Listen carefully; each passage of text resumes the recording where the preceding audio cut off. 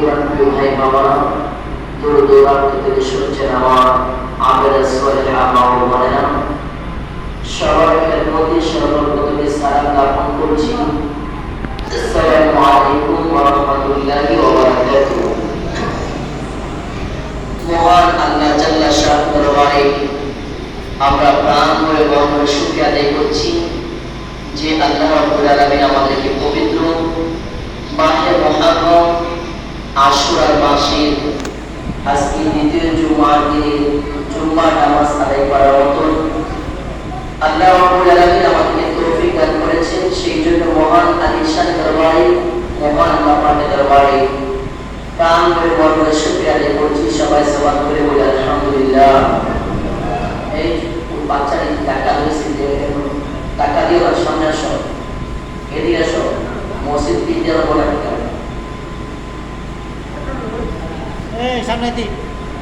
আমরা আরো শুকরিয়া আদায় করছি যে আল্লাহ রাব্বুল আলামিন আমাদেরকে শ্রেষ্ঠ উম্মত বানিয়েছেন। যে নবীজি এখনো মদিনা শরীফে আমাদের জন্য উম্মতি উম্মতি বলে কাঁদছেন এবং যে নবীর আওলাদগণ আহলে বায়াতগণ শহাদে কারবালার জমিনে এই ইসলামকে জিন্দা করার জন্য, ইসলামকে প্রতিষ্ঠা করার জন্য জীবনকে বিসর্জন দিয়েছেন। সব কিছু ত্যাগ করে ইসলাম জিন্দা করে রেখেছেন উম্মতি মুহাম্মদের নাজাতের জন্য। যে রব্বুল আলামিন আমাদেরকে বড় মায়া করে দয়া করে উম্মতি মুহাম্মদে আমাদেরকে দাখিল করেছেন, সেই মহান রব্বুল আলামিনের দরবারে প্রাণ ভরে বড় শুকরিয়া আদায় করছি। আবার বলি আলহামদুলিল্লাহ।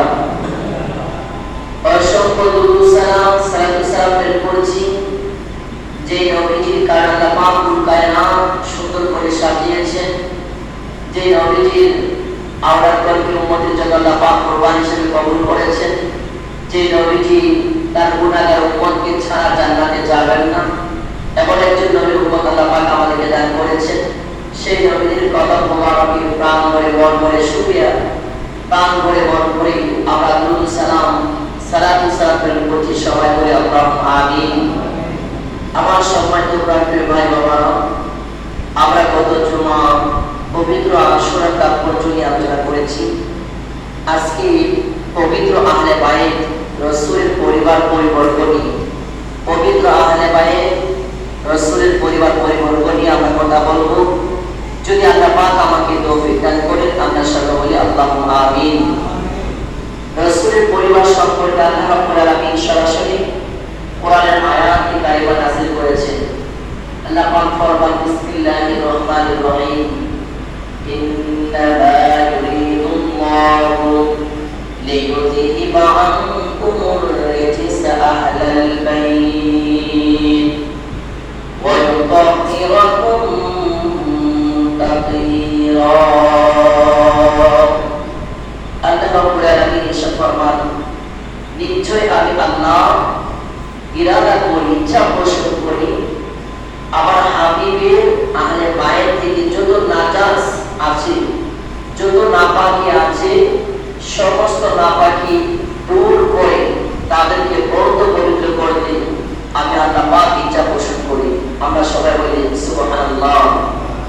আল্লাহ পাক যা চাই তাই হয়ে যায়, কোন বললে ফায়াকুন হয়ে যায়, আল্লাহ যা বলেন সেটাই হয়ে যায়। রাসূলের পরিবার পরিবর্গকে আল্লাহ পাক পবিত্র পবিত্র করতে চান। আর ঠিক তেমনি ভাবে আল্লাহ পাকের ইচ্ছায় আহলে বায়াতগণ মাকে পাঞ্জাতনগণ তারা পৃথিবীর মধ্যে আবার নবীজির পরিবার হচ্ছে তারা শ্রেষ্ঠতম মানুষ এবং তারা হচ্ছে পবিত্র পবিত্র ব্যক্তি। সুবহানাল্লাহ। আহলে বায়াত এবং মাকে পাঞ্জাতন, আহাল বলতে পরিবার পরিবর্গ বোঝায়, আর বায়াত অর্থ হচ্ছে ঘর, অর্থাৎ রাসূলের ঘরের মধ্যে যারা ছিলেন তারা সবাই আহলে বাইতের অন্তর্ভুক্ত। এখন রাসূলের পরিবারের মধ্যে পাঁচ পাঞ্জাতন রাসূলকে সহ মাওলা আলী, ইমাম হাসান, হুসাইন এবং খাতুন জান্নাত চারজন এবং আদম হাবিব সহ পাঁচজন, তারা ডাইরেক্টলি আহলে বাইত নবীজির জিসিম মুবারকের থেকে এই পাঁচজনকে আল্লাহ পাক সৃষ্টি করেছেন। নবীর পরিবারে এই পাঁচজন ছাড়া আরো নবীজির স্ত্রীগণ রয়েছে যাদেরকে উম্মাহাতুল মুমিনিন বলা হয়। আহলে বাইত নবীজির পরিবারের সদস্য যারা, আহারান্ত পরিবার, বায়াত ঘর, নবীর ঘরে আরো যারা ছিলেন তারাও আহলে বাইত, অর্থাৎ খাতুনে জান্নাত মাওলা আলী, ইমাম হাসান এবং হুসাইন রাদিয়াল্লাহু আনহু এবং নবীজির যে বিবি সাহেবাগণ আছে তারাও আহলে বাইতের অন্তর্ভুক্ত, তারাও আহলে বাইতের সদস্য। আমরা সবাই সুবহানাল্লাহ। আল্লাহ নবীজি একদিন নিজের ঘর মুবারকের মধ্যে বসা ছিলেন, এবং সঙ্গে খাতুনে জান্নাত আসলেন, মাওলা আলী আসলেন, ইমাম হাসান এবং হুসাইন রাদিয়াল্লাহু আনহু আসলেন। তাদের সকলকে আল্লাহ নবীজি চাদর মুবারকের মধ্যে ঢুকালেন এবং আল্লাহ নবীজি দোয়া করলেন, আল্লাহুম্মা হাওলাই আহলুল বাইত ফাযহাব আনহুম রিজসা ওয়া তাহিরুম তাতহীরা। হে আল্লাহ, এরা আমার আহলে বাইত, এরা আমার আহলে বাইত, আপনি এদের থেকে সমস্ত নাপাকি দূর করে দেন, এদেরকে আপনি পবিত্র করে দেন। বলেন সুবহানাল্লাহ। এই পাকে পাঞ্জাতন, এই পাঁচটি দেহ মুবারককে পাকে পাঞ্জাতন বলা হয়। এই পাঁচজন আল্লাহ পাকের দরবারে অনেক অনেক দামি, এবং রাসূলের স্ত্রী যারা আছে তারাও আল্লাহ পাকের কাছে অনেক দামি। রাসূলের একজন স্ত্রী যার নাম মা খাদিজাতুল কুবরা আয-যাহরা আত-তাহিরা। মা খাদিজা এমন একজন ব্যক্তি যাকে আল্লাহ রাব্বুল আলামিন সরাসরি সালাম দিয়েছেন আসমান থেকে। জিবরাইলের মাধ্যমে আল্লাহ মা খাদিজাতুল কুবরা রাদিয়াল্লাহু তাআলাকে সালাম দিয়েছেন। বলেন সুবহানাল্লাহ। তিনি একজন পবিত্র নারী। আল্লাহ নবীর স্ত্রীগণ রাসূলের খেদমতে নিজের জীবনকে বিসর্জন করে দিয়েছেন। আসুন আমার প্রাণপ্রিয় ভাই বোন, আহলে বাইতের মানাকিব এবং ফাজিল নিয়ে আমরা আলোচনা করি। আল্লাহ নবীজি আহলে বাইত কতটুকু পবিত্র, আল্লাহ নবীজির আহলে বাইতের পাওয়ার আল্লাহ পাকের দরবারে কতটুকু পাওয়ার। আল্লাহ নবীজি একবার ইহুদিদের সঙ্গে মুবাহালা করবেন, বাহাস করবেন, সাথে নিলেন মাওলা আলীকে এবং খাতুনে জান্নাতকে, ইমাম হাসান এবং হুসাইনকে সাথে নিয়ে মুবাহালার জন্য, বাহাসের জন্য তাদের স্থানে অবস্থান করলেন। ইহুদিদের পাদ্রী আব্দুল্লাহ ইবনে মুসি যখন দেখলেন আল্লাহ নবীর সামনে, আল্লাহ নবীর পাশে যে চারটি দেহ, চারটি নুরানি চেহারা বিশিষ্ট চারজন ব্যক্তি আছে, আব্দুল্লাহ ইবনে মুসি ইহুদিদের পাদ্রী, ইহুদিদের গুরু, সে বুঝতে পারলেন চারজন, এই চারজন ব্যক্তি আল্লাহর হাবিব সহ পাঁচজন ব্যক্তি, তারা এমন প্রিয় ব্যক্তি আল্লাহর পাকের দরবারে। তারা যদি আল্লাহর কাছে বলে যে আল্লাহ, আপনি এই পাহাড়টা এখান থেকে সরিয়ে আপনি অন্য এক জায়গাতে স্থানান্তর করুন, তারা যা করবে আল্লাহর কাছে আল্লাহ তাই করে দিবেন। বলে সুবহানাল্লাহ। আল্লাহ নবীজির সাথে চারজনকে দেখে ইহুদি আল্লাহ নবীর কাছে বাহাস না করে এখান থেকে বিদায় নিয়ে গেলেন। বলে সুবহানাল্লাহ। আল্লাহ নবীজি রাহমাতুল্লাহ আলাইহি ফরমান, হে দুনিয়ার মানুষ, তোমরা সবাই শুনো, তোমরা কখনো পূর্ণ ঈমানদার হতে পারবে না, তোমরা কখনো পূর্ণ মুমিন হতে পারবে না যতক্ষণ পর্যন্ত আমার আহালকে তোমার আহালের চাইতে, আমার আহালকে, আমার আহলে বাইতকে তোমার আহলে বাইতের চাইতে বেশি ভালোবাসবে, এবং তোমার নিজের যারা চাইতে বেশি আমি রাসূলকে বেশি যতক্ষণ পর্যন্ত ভালো না বাসবে ততক্ষণ পর্যন্ত তোমরা কখনো মুমিন হইতে পারবে না। আল্লাহ নবীজি রাহমাতুল্লাহ আলাইহি একদিন ইমাম হাসান এবং হুসাইন রাদিয়াল্লাহু তাআলা হাত মোবারক করলেন, ধরে আল্লাহ নবী ফরমান, তোমরা যারা আমি রাসূলকে ভালোবাসো তোমরা আমার এই হাসান এবং হুসাইনকে ভালোবাসবা এবং তাদের মা এবং তাদের বাবাকে ভালোবাসবা, তাহলে আগে রাসূলের ভালোবাসা হয়ে যাবে। হাশরের ময়দানে আমার এই আহলে বাইতের সঙ্গে তোমাদের জান্নাত হবে। বলে সুবহানাল্লাহ। অর্থাৎ যারা রাসূলকে ভালোবাসে দাবি করে তাদের উচিত রাসূলের পরিবারকে ভালোবাসা, রাসূলের আহলে ভালোবাসা। হযরত আবু যর গিফারী রাদিয়াল্লাহু আনহু ফরমান, যে আল্লাহর কসম খেয়ে বলছি, তিনি এখানে কাবার ঘরের দেওয়ালের মধ্যে হাত রেখে বলতেছেন যে আল্লাহ নবীজিকে আমি বলতে শুনেছি যে আমার আহলে বাইত থেকে তোমরা সাবধান থেকো, আমার আহলে বাইত হচ্ছে নূহ আলাইহিস সালামের কিস্তির মতন, আমার আহলে বাইত নূহ আলাইহিস সালামের কিস্তির মতন। যারা নূহ আলাইহিস সালামের কিস্তির মধ্যে আরোহণ করেছে তারা নাজাত পেয়েছে, আর যারা কিস্তি থেকে আরোহণ করা থেকে বিরত ছিল তারা ধ্বংস হয়ে গেছে। অর্থাৎ যারা আহলে বাইতকে ভালোবাসবে, আঁকড়িয়ে ধরবে, মুহাব্বত করবে, তারা দুনিয়া এরকম প্রকারে নাজাত পেয়ে যাবে। আর যারা আমার আহলে বাইতকে ভালোবাসবে না, আহলে বাইতের প্রতি দুশমনী রাখবে, তারা পথভ্রষ্ট হয়ে যাবে, ধ্বংস হয়ে যাবে। আমরা বলি নাউজুবিল্লাহ। আল্লাহ নবীজির আহলে বাইতকে আপনি কতটুকু ভালোবাসবেন, এটাও আল্লাহ পাক কোরআনের মধ্যে বলে দিয়েছেন। আপনি আহলে বাইতকে কতটুকু ভালোবাসবেন, এটাও আল্লাহ পাক কোরআনের মধ্যে বলে দিয়েছেন। আল্লাহ পাক ফরমান, বিসমিল্লাহির রহমানির রহিম, কুল লা আসআলুকুম আলাইহি আজরান ইল্লাল মাওয়াদ্দাতা ফিল কুরবা। আল্লাহ রাব্বুল আলামিন আহকামুল হাকিমিন, তার হাকিমুল্লাহকে বলতেছেন, বন্ধু আপনি বলে দেন, আপনি বলে দেন যে এই ইসলাম প্রতিষ্ঠা করতে গিয়ে, ইসলামকে কায়েম করতে গিয়ে আমি নবীজি অনেক কষ্ট করেছি। তাইফের জমি আমার জিসিম মোবারক, দেহ মোবারক আমি রক্তাক্ত করেছি, উহুদের ময়দানে দান্দান শহীদ করেছি। আল্লাহ পাক বলতেছেন আপনি বলে দেন যে এই ইসলাম কায়েম করতে গিয়ে, ইসলাম প্রতিষ্ঠা করতে গিয়ে আমি যা কিছু করেছি, আমি তোমাদের কাছে কোনো কিছু চাই না, শুধুমাত্র একটা জিনিস চাই, ইল্লাল মাওয়াদ্দাতা ফিল কুরবা, আমার আহলে বাইতের মুহাব্বত চাই, ভালোবাসা চাই। আমরা ইসলাম পেয়েছি, বর্তমানে এই ইসলাম আহলে বাইতের রক্ত মুবারকের উসিলায় পেয়েছি।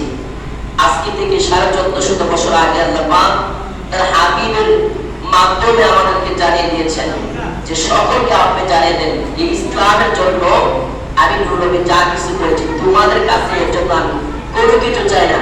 আমার যারা আহলে বাইত আছে, আমার যারা আহলে বাইত আছে, তাদেরকে তোমরা প্রাণ করে বল করে মুহাব্বত করো। ইল্লাল মাওয়াদ্দাতা ফিল কুরবা, মাওয়াদ্দাতা এমন একটা শব্দ যেটাকে ভালোবাসা অর্থ বোঝায়, কিন্তু এটা ভালোবাসার প্রতি একটা শব্দ, অর্থাৎ আপনি ভালোবাসতে হবে এমন একটা শব্দ। মাওয়াদ্দাতা ফিল কুরবা, রাসূলের নিকটবর্তী লোক, রাসূলের জিসিম মুবারকের অংশ, যারা পরিবারের অংশ, আপনি পারো না বাসতে যে পারবেন তা না। আপনি যদি মুমিন হয়ে থাকেন, মাওয়াদ্দাতা ফিল কুরবা, এই আয়াতে আল্লাহ পাক আহলে বাইতের ভালোবাসা আপনার উপর আল্লাহ পাক ফরজে আইন করে দিয়েছেন। বলে সুবহানাল্লাহ। ফরজে আইন, নামাজ পড়া যেমন ফরজ, এর চাইতে আরো বড় ফরজ হচ্ছে আপনি রাসূলের পরিবারকে ভালোবাসেন। আপনি রাসূলের পরিবারকে যখন ভালোবাসবেন, তখন রাসূল ভালোবাসা হয়ে যাবে। রাসূলের ভালোবাসা হয়ে গেলে আল্লাহ ভালোবাসা হয়ে যাবে।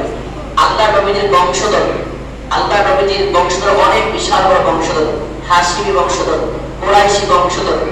রাসূলের বংশ নিয়ে পর্যন্ত সমালোচনা করা যাবে না, রাসূলের বংশধর নিয়ে পর্যন্ত সমালোচনা করা যাবে না। হ্যাঁ, যারা কাফের কাফের ছিল, বেঈমান ছিল, আবু জাহেল, উতবা, সাইবা, তারপরে এবারে উমাইয়ার পুত্র অনেকে ছিলেন যারা রাসূলের দুশমন ছিলেন। রাসূলের বংশের মধ্যে যারা আবু জাহেল চাচা ছিলেন, আরো অনেকে ছিলেন যারা কাফের ছিল। অবশ্যই তাদের উপর লানত, অবশ্যই তাদের উপর লানত, তাদের সমালোচনা করা যাবে। কিন্তু আবু জাহেল একটা মেয়ে ছিল নবীজির প্রেমিক। বলে সুবহানাল্লাহ। নবীজির প্রেমিক একজন আবু জাহেলের মেয়ে, একটা মেয়ে রাসূলের প্রেমিক ছিল। সে ঈমানদার ছিল। সে মক্কা ছেড়ে মদিনা হিজরত করে চলে গেলেন। তো তার বাবা হচ্ছে জাহান্নামের ইন্ধন, জাহান্নামের আগুন হবে আবু জাহেল, এটা সবাই জানে। এর জন্য বেশ কয়েকজন লোক আলোচনা করলেন আবু জাহেলের মেয়েকে যে তোমার হিজরত কোনো কাজে লাগবে না, তুমি মক্কা ছেড়ে মদিনা চলে আসলে তোমার এই হিজরত কোনো কাজে লাগবে না, কারণ তোমার বাবা হচ্ছে জাহান্নামের ইন্ধন, তোমার বাবা রাসূলের দুশমন, তোমার বাবা আল্লাহর দুশমন।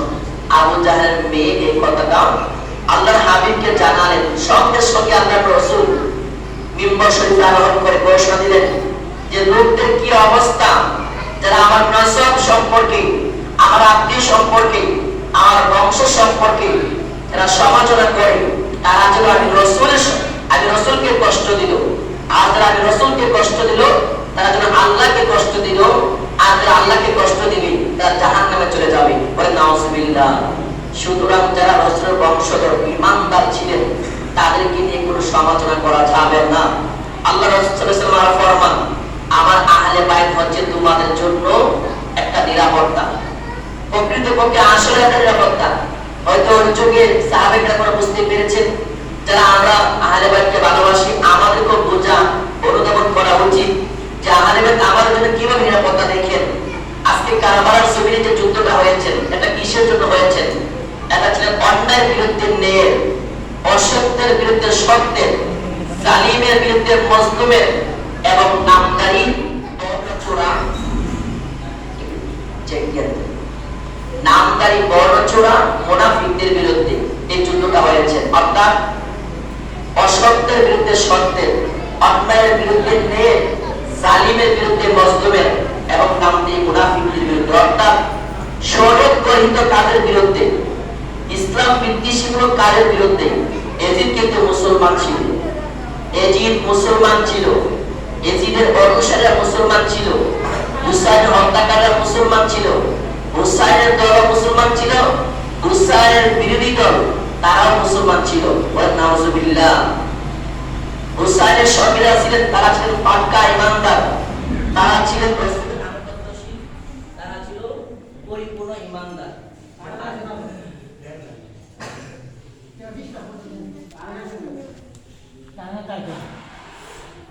আসলে